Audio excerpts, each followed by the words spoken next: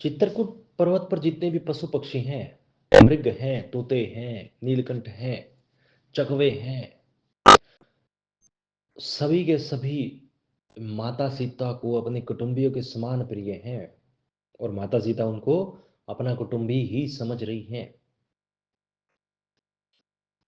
माता सीता मुनियों की स्त्रियों को, मुनियों की पत्नी को अपने सास के समान प्यार करती हैं और जितने भी मुनिराज हैं, मुनि अत्रि आदि हैं, सभी को माता सीता अपने ससुर के समान प्यार करती है।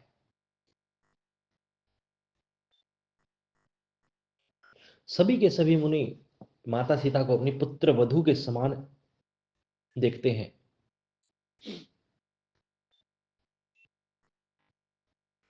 लक्ष्मण जी, माता सीता जी, राम जी चित्रकूट पर्वत पर उस पर्णकुटी में निवास करते हैं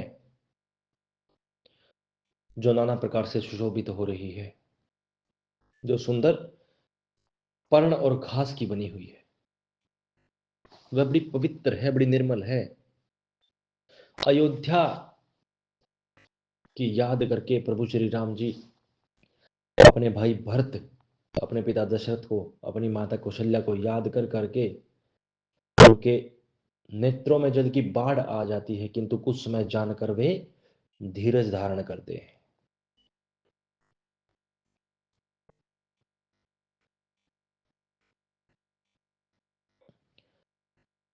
ये प्रसंग मैंने बताया, किंतु वो प्रसंग जब सुमंत्र मंत्री, जो 8 मंत्री हैं, राजा दशरथ के सबसे उत्तम मंत्री माना जाता है, वो प्रभु श्री रामचंद्र जी को छोड़ करके वापिस अयोध्या की तरफ गमन करता है। गमन करता है तो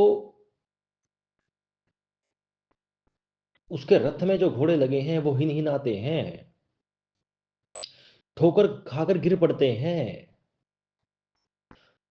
राम जी के विरह में वे विलाप कर रहे होते हैं। घोड़े की बात बता रहा हूं मैं।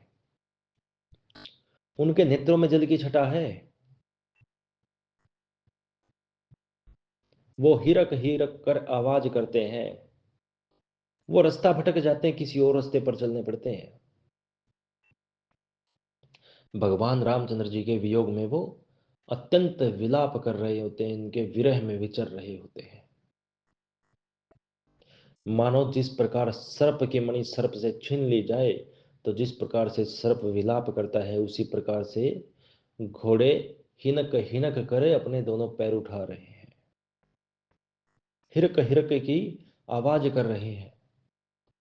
वो आगे चलने को तैयार नहीं है। निषाद राजगुह ने जब इस स्थिति को पाया, उन्होंने देखा कि सुमंत्र मंत्री वापस लौट रहे, किंतु उनके घोड़े उनका साथ नहीं दे रहे, तो तुरंत उनके पास गए। उन्होंने नाना प्रकार की कथाएं कही।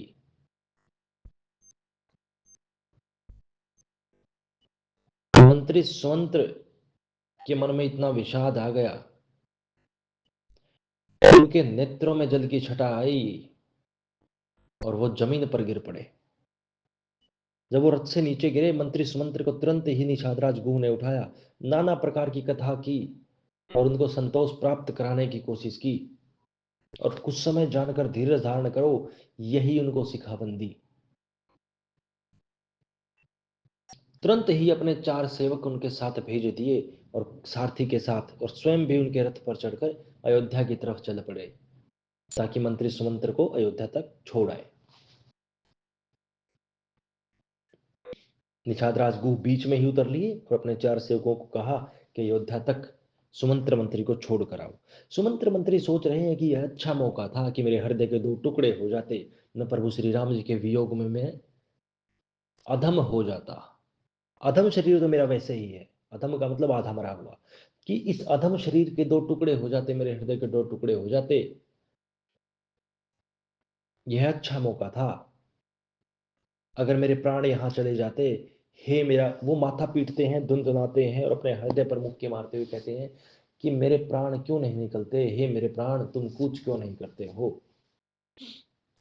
भगवान, जब मैं, मेरा शरीर, मेरा अंतिम समय हो, यानी कि अगर मैं मरता, इस समय मरता, भगवान के वियोग में मरता मैं। इससे अच्छा मौका क्या था? सुमंत्र मंत्री इस बात को बार-बार अपने मन में सोचकर विरह की अग्नि में जल रहे हैं। उनका हृदय इस प्रकार से जल रहा है जिस प्रकार कुम्हार का आंवा जल रहा होता है। उनके नेत्रों में जल की बाढ़ आ रही होती है।